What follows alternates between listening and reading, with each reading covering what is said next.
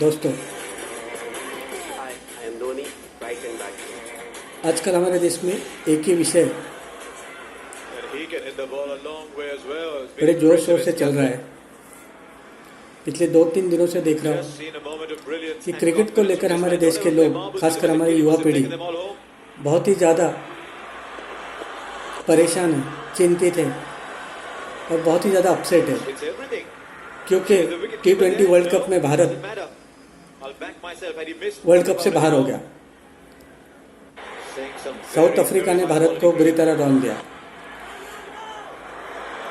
लेकिन ball, but no. इसी match के कुछ दिन पहले, यानी दिवाली के एक दिन पहले एक मैच हुआ था भारत और पाकिस्तान के दौरान, और उस मैच में भारत ने पाकिस्तान को बुरी तरह रौंद दिया। तो हमारे देश में इस तरह हर्षोल्लास और इस तरह जोश फरोश का माहौल पैदा हुआ था कि मानो भारत ने पूरी दुनिया को अपने कदमों में झुका लिया हो। दोस्तों, एक बात मैं बचपन से नोट करते आ रहा हूँ। बचपन से एक बात मैंने हमेशा गौर की है कि जब भी दिवाली की छुट्टियां होती है, उन दिवाली की छुट्टियों में क्रिकेट का कोई ना कोई टूर्नामेंट आयोजित किया जाता है। यानी आज से 25-40 साल पहले टेस्ट मैचेस हुआ करते थे, फिर वनडे आया, अब T20 आया। तो उस टूर्नामेंट में जो मैच भी दिवाली से पहले होता था, उसमें हमेशा भारत ही जीतता था या जीतता आ रहा है। ये मैंने गौर किया है। तो अगर क्रिकेट एक अनिश्चितता का खेल है, cricket is a game of uncertainty, ऐसा कहते हैं, तो इस अनसर्टेनिटी में हमेशा दिवाली से पहला मैच में भारत ही क्यों जीतता है? ये मेरे लिए एक बहुत बड़ा संशोधन का विषय था, बहुत बड़ा मेरे लिए एक सवाल पैदा करता था। और वही साबित किया इस दिवाली में। लक्ष्मी पूजन है, दिवाली से पहले दिन भारत ने पाकिस्तान को हराया और भारत में दिवाली का उत्सव बड़े जोर शोर से मनाया गया। दिवाली के पहले ही दिन पटाखे फूटने शुरू हो गए। दोस्तों, क्रिकेट मेरा पहला प्यार, यानी मैंने अपनी जिंदगी में किसी चीज़ से दिलो जान से अपना सब कुछ लुटाया, वो है क्रिकेट। और बदले में इस क्रिकेट ने मुझे क्या दिया? तो गली में भी मैं अच्छा क्रिकेटर नहीं बन सका। पागलों की तरह मैं प्यार करता था क्रिकेट से। भारत का हारना मुझसे बर्दाश्त नहीं होता था। जब भी भारत की टीम किसी दूसरे टीम से हार जाती थी तो मुझे कई दिनों तक भूख नहीं लगती थी। और सोचिए, एक मैच, वो ऐतिहासिक मैच जहां पाकिस्तान के जावेद मियांदाद ने आखिरी बॉल में 6 रन की जरूरत थी और जावेद मियांदाद ने छक्का मार के भारत को हरा दिया था। वो मैच मैं देख रहा था। दोस्तों, जो आदमी, जो लड़का इस हद तक क्रिकेट से प्यार करता हूँ, अपने देश की टीम से इस हद तक प्यार करता हूँ कि देश का हारना बर्दाश्त नहीं कर सकता, और खासकर पाकिस्तान से, और उसी पाकिस्तान के जावेद मियांदाद से, जिसे हम एक नंबर का दुश्मन समझते थे, उस जावेद मियांदाद ने एक आखिरी बॉल में छक्का मार के भारत को हरा दिया। दोस्तों, आप मेरा यकीन मानिए, मुझे ऐसा झटका लगा कि अगर मैं बड़ी उम्र का होता था, मैं उस वक्त काफ़ी कम उम्र का था, 23-24 साल का था, तो हार्ट अटैक आना मेरे लिए इतना आसान नहीं था, या हार्ट अटैक मुझे आ नहीं सकता था। लेकिन अगर यही बात बड़ी उम्र, आज की उम्र में अगर ऐसा होगा तो सच में हार्ट अटैक आ सकता था मुझे। इस हद तक मैं क्रिकेट से प्यार करता था। उस मैच के बाद कई दिनों तक मैं बहुत ही परेशान रहा। मेरा कहीं दिल नहीं लगता था, एक जिंदा लाश की तरह मैं घूमता था, मानो मेरा व्यक्तिगत रूप से कुछ बहुत बड़ा नुकसान हो गया, या मेरे ही बॉलिंग पर जावेद मियांदाद ने आखिरी बॉल में छक्का मार के हमारे देश को हरा दिया। जब परेशानी हद से ज़्यादा बढ़ गई तो मैंने सोचा, नहीं, ये तो नहीं चलेगा। ऐसी बातों में अगर परेशान होकर अपनी ज़िंदगी अगर बर्बाद करनी पड़ी मुझे, तो ये बहुत गलत बात है। तो मैंने बहुत सोचा, विचार किया और क्रिकेट के बारे में सारी जानकारी जानने की कोशिश की। क्या है क्रिकेट, और क्यों भारत दिवाली से पहले के मैच में जीतता है, और क्यों कभी भारत पाकिस्तान में हारता है, भारत में जीतता है। तो ये सारा मैंने सब सोचा, तो मुझे सारी सच्चाई क्रिकेट की पता चली। और 2011 में जब भारत में विश्व चषक था, वर्ल्ड कप मैच था, भारत में टूर्नामेंट होने वाला था, उस टूर्नामेंट के एक महीने पहले मैंने एक आर्टिकल लिखा था क्रिकेट की सच्चाई के बारे में। वो आर्टिकल जो प्रस्तापित प्रिंट मीडिया है, जिसे हम गोदी मीडिया कहते हैं, आजकल की भाषा में जिसे हम गोदी मीडिया कहते हैं, जो सरकार के पक्ष में जो बातें करते हैं, जो झूठी बातें लिखते हैं, सच्चाई की बातें जो लिखते हैं, ऐसे प्रिंट मीडिया वो आर्टिकल कभी पब्लिश नहीं कर सकता था। किंतु जिस पेपर ने, सम्राट नाम के जिस पेपर ने मेरा आर्टिकल पब्लिश किया, वो बहुत ही स्वतंत्र पेपर है। और उस आर्टिकल में मैंने ये लिखा था कि भारत फाइनल में तो पहुंच कर ही रहेगा, ये पत्थर की लकीर है। किंतु फाइनल में अगर भारत के सामने दक्षिण अफ्रीका या इंग्लैंड, इन दोनों टीमों में से कोई एक टीम आती है, तो मैं नहीं बता सकता कि भारत वर्ल्ड कप जीतेगा या नहीं जीतेगा। किंतु इन दो टीमों के अलावा कोई भी टीम आ जाए, भले ऑस्ट्रेलिया आ जाए, वेस्ट इंडीज आ जाए, श्रीलंका आ जाए, पाकिस्तान आ जाए, फाइनल में इन दो टीमों के अलावा कोई भी टीम भारत के सामने आए तो भारत वर्ल्ड कप जीत कर रहेगा। ये मैंने एक पेपर में छपवाया था, पेपर में पब्लिकली मैंने ये बात कही थी। जब मेरा आर्टिकल पेपर में छप गया तो कई लोगों ने मुझे फ़ोन किया। उस आर्टिकल को मैं आपके साथ शेयर करता हूँ। बहुत पुराना पेपर है, अब पता नहीं आप पढ़ पाएंगे या नहीं। सुबह के तौर पर मैं वो आर्टिकल में इस वीडियो के साथ शेयर करता हूँ। उसमें मेरा नंबर भी था, टेलीफोन नंबर भी दिया गया था। तो सैकड़ों लोगों ने मुझे फ़ोन किया कि आप ये बात कैसे कह सकते हो कि भारत फाइनल में पहुंच ही जाएगा, और पहुंचने के बाद अगर दक्षिण अफ्रीका और इंग्लैंड भारत से मुकाबला हो तो कुछ बताया नहीं जा सकता, इसके अलावा किसी को भी हरा देगा भारत। दोस्तों, किसी भी बड़े टूर्नामेंट में इस तरह का ऐलान करना कि फलाना टीम फाइनल में पहुंच कर ही रहेगी, ये बात इतनी आसान नहीं है, खासकर क्रिकेट के बारे में। तो मैंने उन लोगों से कहा ठीक है, मैच शुरू होने दो, मैं हर एक मैच के बारे में तुम्हें बताऊंगा। तो दोस्तों, मेरी उन 25-30 लोगों ने मेरे साथ शर्त लगाई थी उस वक्त। मैंने बताए हुए मैच का अगर परिणाम मेरे हिसाब से यानी सही निकला तो हारने वाले 25-30 लोगों को मुझे सिर्फ 1-1 रुपया देना पड़ेगा। और अगर मेरा अनुमान गलत निकला, मैं गलत साबित हुआ किसी मैच के बारे में निर्णय जजमेंट देने में, तो मैं एक को 5-5 हज़ार रुपया दूंगा। दोस्तों, 25-30 लोगों को एक को 5-5 हज़ार देना है, 1.5-2 लाख रुपया गंवाना, ये बड़ी मूर्खता की बात है। किंतु मुझे अपने आप पे भरोसा था, मैं जानता था मुझे पैसे देने ही नहीं पड़ेंगे, इतना आत्मविश्वास मेरे अंदर भरा था। एक लॉजिक के तहत मैं सारी बातें बताता था। भारत का बड़ा से बड़ा ज्योतिष भी ऐसी बात नहीं, इतने दावे के साथ कोई बात नहीं बता सकता।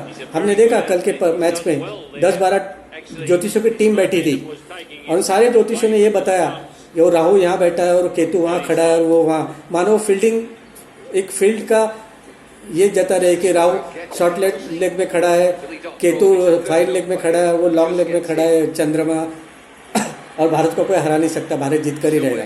उनकी धज्जियां उड़ गई। किंतु मैंने जब इन लोगों से शर्त लगाई, मैं हर एक मैच के बारे में इनको बताया, तो एक भी ऐसा मेरा कोई बताई हुई बात एक भी गलत साबित नहीं हुई। मैं आपको सिर्फ 2-3 मैचेस के बारे में बताऊंगा, बाकी सारे नहीं। तो सबसे पहला मैच था, सबसे पहले यह कोई एक मैच था इंग्लैंड और आयरलैंड के बीच में। अब मेरे वो 20-25 लोग जो मेरे साथ शर्त पर बैठे थे, उन्होंने तो मुझे इसमें कोई दिलचस्पी दिखाई नहीं। किसी ने मुझे फ़ोन किया नहीं कि आज के मैच में कौन जीतेगा कौन हारेगा। वे सब जानते थे कि इंग्लैंड ही जीतेगा, और चाहे इंग्लैंड जीते आयरलैंड जीते उन्हें कुछ फ़र्क नहीं पड़ने वाला था, क्योंकि उसमें भारत नहीं था। तो मैंने खुद होकर सब लोग को फ़ोन किया। मैंने कहा आज के मैच के बारे में मैं आप लोग को बताऊं कि आज आयरलैंड जीतेगा। तो सारे हंसने लगे, ये आदमी पागल हो गया। कहने लगे आयरलैंड कभी इंग्लैंड को हरा सकता है क्या? ये बहुत ज़्यादा ओवरस्मार्ट गिरी दिखा रहा है शायद। मैंने कहा ठीक है, शर्त तो मुझे याद है, 5,000 रुपये मैं दे दूंगा अगर मैं हार गया तो। फिर भी उनका यकीन नहीं हो रहा था, और उस मैच में आयरलैंड ने इंग्लैंड को हरा दिया। तब उन लोगों को मुझ पर जरा ज़्यादा भरोसा हो गया। हर मैच के बारे में मुझसे पूछने लगे, खुद फ़ोन करके। तो एक मैच था वेस्ट इंडीज़ और पाकिस्तान के बीच। तो जैसे कि हमारे देश, हम पाकिस्तान को अपना एक नंबर का दुश्मन समझते हैं। हालांकि दुश्मन जैसी कोई बात ही नहीं, क्रिकेट में सारे ज़्यादातर मैचेस फिक्स होते हैं, किसी न किसी कारणवश किसी न किसी टीम को जिताया जाता है, कोई अपने आप से कोई जीतता या हारता नहीं है। लेकिन हमारे देश के सारे लोग वेस्ट इंडीज़ के पक्ष में थे, क्योंकि हम पाकिस्तान को दुश्मन समझते हैं। तो वो 25 लोगों ने मेरे साथ शर्त लगाई कि आज वेस्ट इंडीज़ ही जीतेगा। वेस्ट इंडीज़ की टीम भी उस वक्त काफ़ी अच्छी थी। मैंने कहा किसी भी हालत में वेस्ट इंडीज़ नहीं जीतेगा, पाकिस्तान ही जीतेगा। वो मैच भी, वो शर्त भी मैं जीत गया। फिर एक मैच था भारत और पाकिस्तान के दौरान, तो सारे लोगों ने मुझे फ़ोन किया कि आज क्या, क्योंकि उन्हें जानने की बहुत उत्सुकता थी, बहुत जिज्ञासा थी कि दिल में चाहते थे भारत ही जीते, किंतु मुझसे जानना चाहते थे। अब मेरे ऊपर उनका इतना विश्वास बैठ गया था कि मुझसे वो जानना चाहते कि क्या होगा इस मैच का। मैंने कहा ऑब्वियसली भारत ही जीतेगा। तो सबके दिल में लड्डू फूटने लग गए कि भारत अभी ये कहता है, इतनी बातें ये सच बताता है, तो शायद ये भी सच होगा। लेकिन फिर भी उन्हें अपने आप पे भरोसा नहीं था। दोस्तों, ये सारी बातें मैं किसी ज्योतिष शास्त्र के आधार पर नहीं बताता हूँ। मेरा ज्योतिष शास्त्र पे कोई विश्वास नहीं है। ऐसी बात नहीं कि मैं ज्योतिषियों के पास कभी गया नहीं, मैं कई बार ज्योतिषियों के पास गया हूँ। वो सिर्फ इसीलिए कि ज्योतिषियों के पास एक तंत्र है, जब आप परेशानी में होते हो, जब बहुत ही मुसीबत में होते हो और आपको कोई मार्ग नहीं दिखता है, आप किसी ज्योतिष के पास जाओ अच्छे, तो वो आप में इतनी पॉजिटिव एनर्जी भर देता है, वो आपको इतनी अच्छी अच्छी बातें आपके बारे में बताता है कि बट नेचर आप लोग में एक पॉजिटिव थॉट पैदा हो जाते हैं। ये बात मैं जानता हूँ, इसलिए मैं कई बार ज्योतिषों के पास गया भी हूँ। उनके उपायों का मैंने कभी ध्यान दिया नहीं, ना ही उनका ग्रह तारों के बारे में जो कुछ उन्होंने बताया, लेकिन जो अच्छी बातें उन्होंने मेरे या जो भविष्य के बारे में बताई, वो सच हो या ना हो, उस वक्त मुझे उनसे बहुत बड़ी राहत मिली। तो ये उनका फंडा है ज्योतिषों का। वे आपको चने के पेड़ पे चढ़ा देते हैं और इतने शातिर तरीके से चढ़ा देते हैं कि आप उनके कायल हो जाते हो, आपका व्यू बदल जाता है, आपका पॉजिटिव एनर्जी अपने आ जाती है। ज्योतिष शास्त्र में वैसे कोई मैं विश्वास नहीं करता। तो ये सारी बातें मैं एक लॉजिक के तहत करता हूँ, ऐसी लॉजिक जिसको मैंने बहुत अभ्यास किया है। क्रिकेट के बारे में मैंने बहुत अभ्यास करके ये सब बातें बताई। हर एक का अगर कोई मुझसे जवाब मांगे तो वीडियो में तो मैं नहीं दे सकता, क्योंकि बहुत लंबा एक्सप्लेनेशन है उसका। मैंने किसी भी मैच के बारे में कैसे प्रेडिक्ट करता हूँ, इसके एक्सप्लेनेशन बहुत लंबा चौड़ा, बहुत कुछ संदर्भ, बहुत कुछ रेफरेंसेस मुझे देने पड़ेंगे जो वीडियो में पॉसिबल नहीं है। तो ये सारे लॉजिक के तहत मैं बताऊँ, इसमें कोई ज्योतिष शास्त्र नहीं है। तो उसी पाकिस्तान भारत मैच की बात हुई, तो जब मैच शुरू हुआ, सब बड़े उत्साह से टीवी के सामने बैठे थे। वे जानते थे कि इसने बताया भारत जीतेगा, तो 99% उनमें वे आश्वस्त थे कि भारत ही जीतेगा। जब भारत ने पहले बैटिंग की और 260 रन बनाए, और पाकिस्तान की जब बैटिंग आई तो पाकिस्तान ने 100 रन पे सिर्फ एक विकेट गंवाया, तो सभी लोगों ने मुझे फोन करना शुरू कर दिया, तुम तो कहते हो भारत जीतेगा, भारत जीतेगा। उनका तो 100 रन पे एक विकेट हुआ है, बाकी का 160 तो आराम से बना लेंगे, क्योंकि धुरंधर बैट्समैन तो उनके पीछे बैठे। मैंने कहा भारत ने कितने रन बनाए, उन्होंने कहा 260। मैंने कहा उनका रन कितने हुए, उन्होंने कहा 100 रन पे एक विकेट। मैंने कहा 200 रन पे एक विकेट होने दो, 60 रन में सारे ऑल आउट हो जाएंगे, हिलना मत टीवी के सामने से। अगर हार गया तो मैं आज अभी मैं 5-5 हज़ार में अभी 10-10 हज़ार दूंगा, अगर भारत हार गया तो उनमें और एक जोश पैदा हो गया कि जो आदमी 5 हज़ार के बदले 10 हज़ार देने को तैयार है, फिर भी ये कहता है कि भारत ही जीतेगा, और भारत जीत गया। ऐसा ही श्रीलंका के बारे में हुआ था। जब फाइनल में भारत और श्रीलंका दोनों टीमें गई थी, तो मैं जानता था श्रीलंका का जीतना किसी भी हालत में मुमकिन नहीं। भारत के 110 या जो उस वक्त 2011 में आबादी थी 100 करोड़ से ऊपर ही थी, उस 100 करोड़ की आबादी को ब्रिटिशर्स खुश करेंगे या 5-10 करोड़ की श्रीलंका के आबादी को खुश करेंगे? सबसे ज़्यादा पैसा उन्हें भारत से मिलने वाला है, तो वो श्रीलंका को क्यों जिताएंगे? मैं तो पूरी तरह आश्वस्त था कि किसी भी हालत में श्रीलंका नहीं जीत सकता, भारत ही जीतेगा। मैंने सबको बताते भारत ही जीतेगा। फिर भी अखबारों में या एक्सपर्ट्स टीवी में समाचारों में ऐसे बातें बताते लोगों को गुमराह कर रहे थे कि मानो श्रीलंका का पलड़ा बहुत भारी है। भारत के भारत के बारे में बताते हैं कि ये श्रीलंका के स्पिन अटैक बहुत ही ज़्यादा पावरफुल है, और सचमुच थी। दुनिया के सबसे धुरंधर स्पिन अटैक जो था वो श्रीलंका का था। मुथैया मुरलीधरन उसमें था, और भी एक दो, मतलब वो जो स्पिनर उस वक्त श्रीलंका के पास थे वो दुनिया के किसी टीम के पास नहीं थे, और भारत के विकेट स्पिनर को साथ देते हैं। तो सभी क्रिकेट एक्सपर्ट है, सभी मीडिया में यही बात चलती थी कि भारत का जीतना बहुत मुश्किल है, श्रीलंका का स्पिन अटैक बहुत स्ट्रांग है और ये श्रीलंका ही जीतेगा। मुझे तो कुछ फर्क नहीं पड़ रहा था, ये लोग कुछ भी बोले, एक्सपर्ट लोग ये क्यों बोलते हैं ये मैं जानता हूँ अच्छी तरह, इनको उसके पैसे मिलते हैं ऐसा बोलने के लिए। तो सारे लोगों ने मुझे फ़ोन किया, अब तुम क्या बोलते हो, क्योंकि उनका चांस ही नहीं, भारत का जीतने का चांस बहुत कम है, क्योंकि सारे जो स्टैटिस्टिक्स है, सारा जो एक्सपर्ट्स है वो सारे श्रीलंका के बारे में ही भविष्यवाणी कर रहे हैं या दावा करके श्रीलंका जीतेगा। थोड़ी देर के लिए मैं भी सस्ते में आ गया, मैंने कहा इतना सारे लोग बोल रहे हैं जो एक्सपर्ट है, हालांकि बस कुछ थोड़ा सा ही मुझ पर फ़र्क पड़ा था।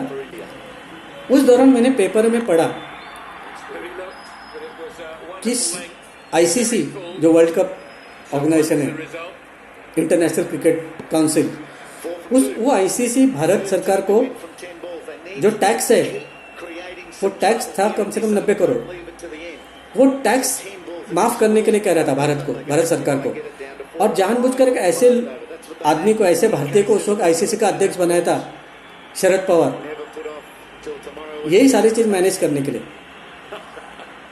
तो मैं डर गया कि और 2-3 दिन उसमें निकल गए, भारत सरकार मान नहीं रहा था वो टैक्स 90 करोड़ का टैक्स माफ़ करने को। तो मैंने समझ गया कि ये सारा खेल इस टैक्स पर निर्भर, अगर ये टैक्स तो माफ़ होगा ही, शरद पवार किस लिए बैठे हैं, वो ये करके ही रहेगा, टैक्स माफ़ करके रहेंगे। और जिस दिन वो टैक्स माफ़ हो गया 90 करोड़ का, मैंने सारे 25, 26, 30 जो भी लोग थे उनको कहा कि अब तो श्रीलंका हारेगा ही हारेगा, भारत जीत कर ही रहेगा। मैं पहले तुम्हें 5-5 हज़ार देने वाला था, अब मैं तुम्हें एक को 5-5 लाख रुपए दूंगा अगर भारत हार गया तो, और भारत जीत गया। दोस्तों ये सारी सच्चाई है क्रिकेट के बारे में। ज़्यादातर मैचेस फिक्स होते हैं, लेकिन जानबूझकर ये लोग ऐसा दिखाते हैं, कुछ लोगों को पकड़ते हैं जो बेचारे वो भी सट्टेबाजी होते हैं, लेकिन खुद आईसीसी एक सबसे बड़ा सट्टेबाजी का, वो खुद अपने आप में बड़े फिक्सिंग करते हैं। लेकिन ये जो दूसरे लोग हैं जो छोटा मोटा कुछ टिप्स लेकर सट्टेबाजी करते हैं, उन्हें जेल में डाल दिया जाता है, वो भी सट्टेबाजी है, उनको जेल में डाल, लेकिन इन लोगों को भी जेल में डाल देना चाहिए जो बड़े पैमाने पर सट्टेबाजी करते हैं। क्रिकेट एक बहुत अच्छा खेल है, मैं खुद आज इस उम्र में भी मैं क्रिकेट खेलना पसंद करता हूँ, लेकिन मैं आज कोई मैच नहीं देखता है। एक ज़माना ऐसा था जब जावेद मियांदाद ने छक्का मारा था एक बॉल पे, मेरी जान निकलने वाली थी। अब हर बॉल में जावेद मियांदाद छक्का मार दे, पाकिस्तान हर मैच में भारत को हरा दे, मुझे कुछ फ़र्क नहीं पड़ता, क्योंकि मैं सारी क्रिकेट की सच्चाई जान चुका हूँ। दोस्तों हमारे देश में बहुत सारी समस्याएं आज खड़ी है। अमीर अमीर होता जा रहा है, गरीब गरीब होता जा रहा है, महंगाई चरम सीमा पर है, नौकरियां लोगों को नहीं मिल रही, बहुत सारी समस्या हमारे देश में। उन सारी समस्याओं को हम दरकिनार करके अगर क्रिकेट जैसे मामूली खेल को हम इतना तवज्जो देने लगे, इतना महत्व देने लगे, तो ये बहुत ही दुख की बात है हमारे देश के लिए। ठीक है, थोड़ी देर के लिए आपका मनोरंजन होता है, उसको उसी हद तक रखिए। जहाँ देखो मार्केट में वही चर्चा, यही चर्चा। मैं बिजनेस के काम से अगर किसी से मिलने जाता हूँ तो मुझे सबसे पहले कल का मैच देखा क्या, अरे पागल, मैं बिजनेस की बात करने हो, मैच ना मैं देखता हूँ ना मैं कभी उसके बारे में सोचता हूँ। मतलब जिस आदमी से कुछ लेना देना नहीं है, जो मैं उनका दोस्त नहीं हूँ, मैं बिजनेस के लिए आया उनसे, वो मुझसे ऐसे पहला सवाल पूछते कि कल का मैच देखा क्या। क्रिकेट का ये बुखार जब जब हमारे देश में होगा तब तक हमारे देश को बहुत बड़ा नुकसान होगा। क्रिकेट की सारी सच्चाई बताने के लिए मुझे बहुत सारे वीडियोस बनाने पड़ेंगे, जो बहुत ही मुश्किल काम है। वीडियो बनाना एक बहुत झंझट वाला काम है।